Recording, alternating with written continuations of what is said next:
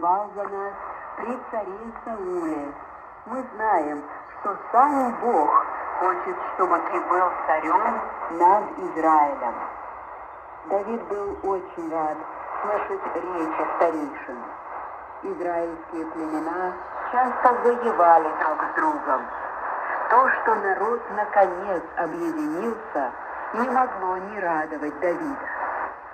«Тогда давайте вместе дадим слово служить Господу», — ответил старейшинам Давид.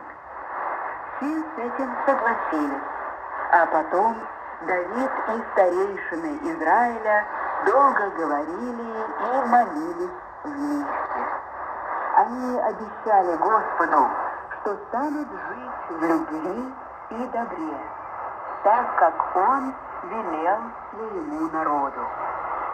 Было назначено время коронации. Давид должен был стать вторым